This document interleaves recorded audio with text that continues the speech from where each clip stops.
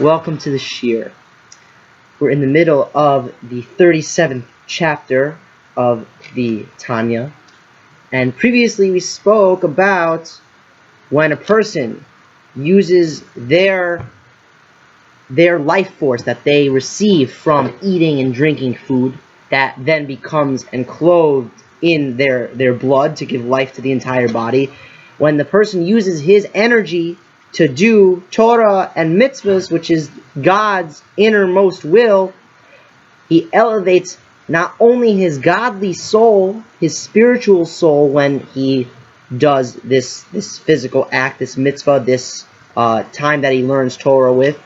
He also elevates that energy that he got from those foods, with those foods themselves, and even his vitalizing soul, which gives life to his whole body. He elevates them to be included in God's infinite light, and he elevates, with that, includes the whole entire purpose of creation, and elevates the entire physical world as well, of the type of particular food that he ate to receive this life force.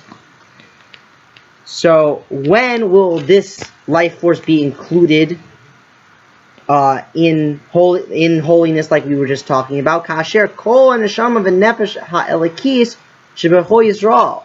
That when every single godly soul in each Jew, hamischalekes b'fratius l'shishim riboy, which is divided into 600,000 different general parts, that this is the general number of all of the souls of Israel. That it's, in general, even though there's more Jews living today, thank God, than 600,000 total people, nevertheless, there exists 600,000 general Jewish souls that each person has a portion of. This is what the number 600,000, what the number of souls amounts to. That this is both in the way, which is in the particular sparks of the 600,000, as we're gonna say. We're gonna talk about this idea later on. And when all 600,000, all of these 600,000 souls, Tekayim kol nefesh pratis kol tayar mitzvahs Torah, will fulfill each and every single particular soul, all of the 613 mitzvahs of the Torah, which is Shesa Leisasa, the 365 prohibitive commandments, to make that a person should refrain from doing these types of things. That's one type of mitzvah.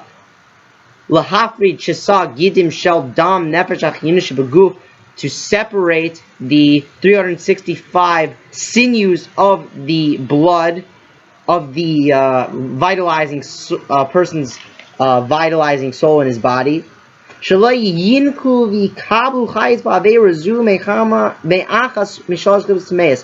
That it will not get any nourishment and receive life force from a prohibition, a sin against God, heaven forbid, from one of the three impure klippas that are completely impure, that the physicality in this world that cannot be elevated to holiness. Shemehen, that from these three impure klippas, nishpaim loisase deraisa, that they give over the 365 prohibitive Torah commandments, not only to not do them, what you're not supposed to do from the Torah, but even also vanfeim shehin midrabanan, that they're branchings off that are from our sages, the prohibitive commandments from the sages.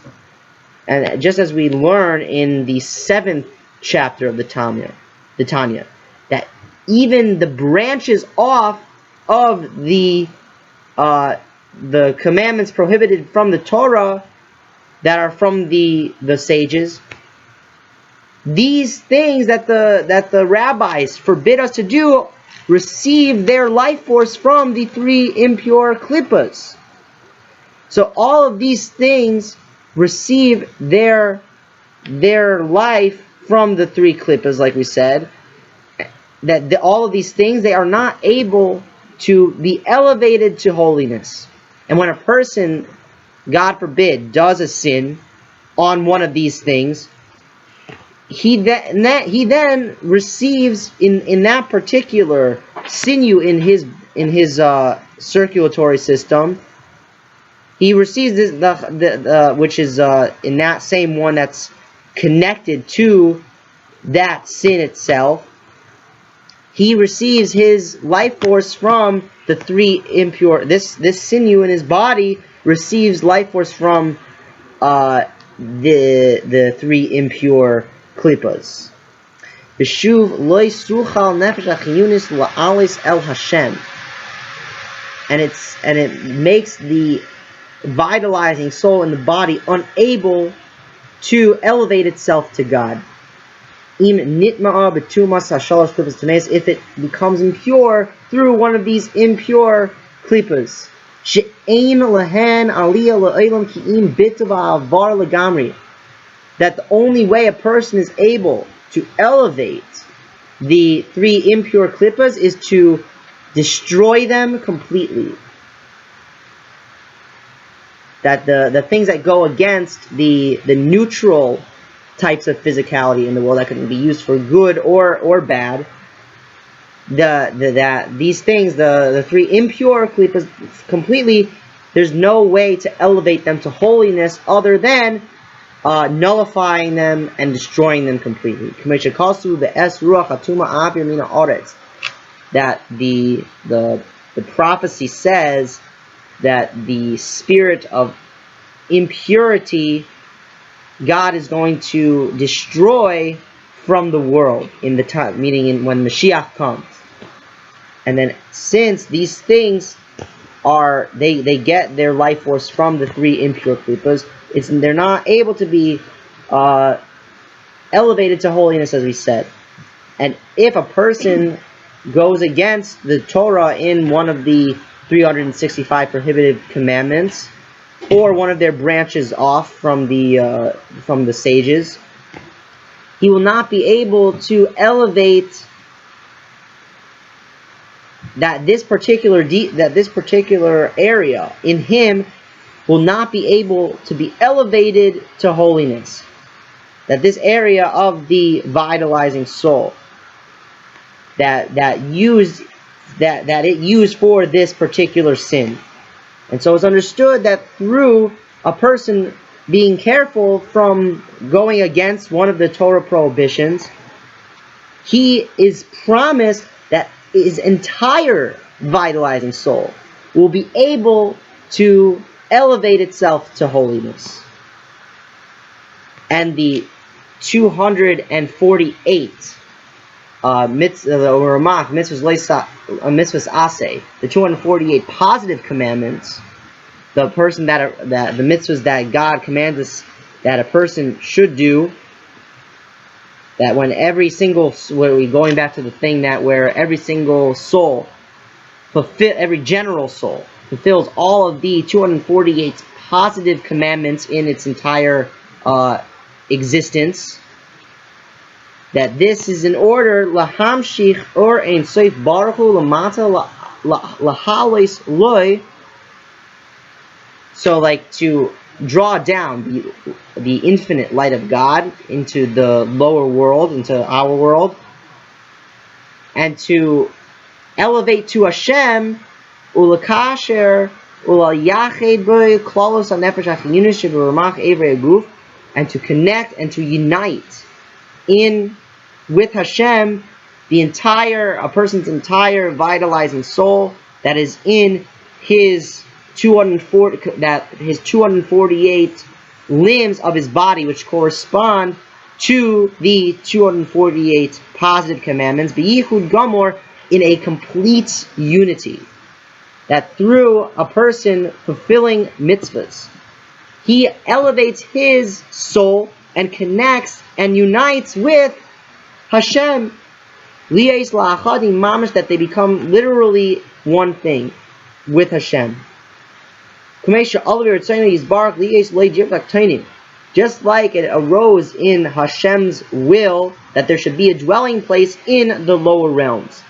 Behem, and the limbs of the body and the life force of the vitalizing soul within each limb, they become loy lemerkava kamei ha'aves. They become for God like a chariot, just like our forefathers that were a chariot for Hashem. That each one of Abraham, Yitzchak, and Yaakov's limbs, they were completely nullified and united with God's supernal will. As we learned, this was talked about before in the Tanya in the 23rd parah, the 23rd chapter, and so it will be that all of the limbs of a Jew could be a chariot for Hashem that is completely nullified to its rider. This is through the idea of mitzvahs, of fulfilling positive mitzvahs.